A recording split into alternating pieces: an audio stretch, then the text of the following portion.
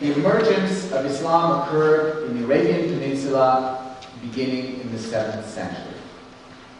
Actually, the end of the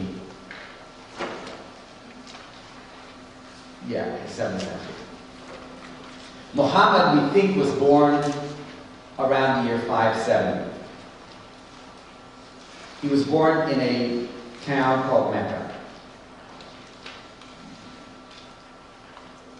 Arabia was populated by, surprisingly enough, Arabs. What that means is that the communities that lived there spoke a common general language of Arabic, although there were very many different dialects among the various communities. And they had a number of different cultural and economic differences between the various communities in the north and the south and the east and the west.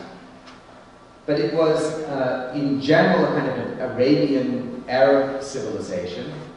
And in that civilization, there were two basic categories of social economic occupation. One was agriculturalists, and the other one was pastoral nomads. So what's the difference? Agriculturalists, is going to grow crops. In that particular environment, it's not a wonderful environment for crops. You can't have a lot of big farms. So people grew their crops in oases. And so I have a little, can you see this? Okay. So there are areas, most of these places where you see towns are areas where there is a high water table and you can grow date palms, which is the major crop. And then they could also grow wheat and some other things and vegetables as well. But the date palms was the most important crop, partly because the dates tasted good, but they also were able to supply nomads with sustenance to go out deep into the desert. And this is the other community of people. They were pastoral nomads. They had flocks of sheep and goats, donkeys, and camels. And they went into the desert and they needed to bring food with them.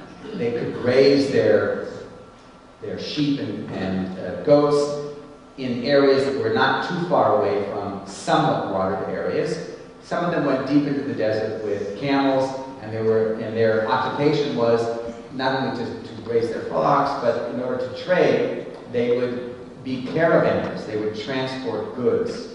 And in order to transport goods, you need to be able to take your camels that don't need to drink water every day, right? They can last a long time without water, but they need to have food to take with you. And the dates are perfect because, as you know, I'm sure you're very careful, dates are very caloric. That's a good thing if you happen to live in the desert. And they last forever. They don't go bad. And camels have a particular interest in eating date stems and pits, which is great. So you just pile up a bunch of dates on your camel, and you take your merchandise, and you move for a long period of time, and it can sustain you. Problem is that agriculturalists have an advantage over the nomads in that they don't really need them. But the nomads need agriculturalists, right? They need someone to grow the dates.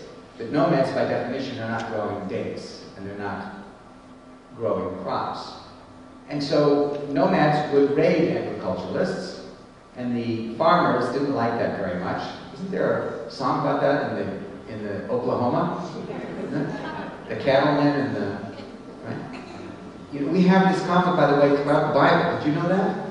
The Bible represents the conflict between pastoral nomads and agriculturalists. What is the first case of the great conflict between these two communities? Cain and Abel. Right? Isaac and Ishmael. And it goes on and on from there. So, why am I saying this? I'm saying this because in ancient Israel, in our world of ancient Israel, the Israelites started out perhaps as nomads, pastoral nomads, but when after the exodus from Egypt and the acquisition or the conquest of the land of Canaan to make it into the land of Israel, the Israelites became agriculturalists. And they were always in a certain kind of conflict with pastoralists. Pastoralists are defined in the Hebrew Bible as Arabs. And that's because they were Arabs. Arabs were pastoralists. And most of the people who were living in the area that we call Israel today, Palestine, were agriculturalists. In Arabia, there was always conflict between pastoral groups and agricultural settlements. In addition to that,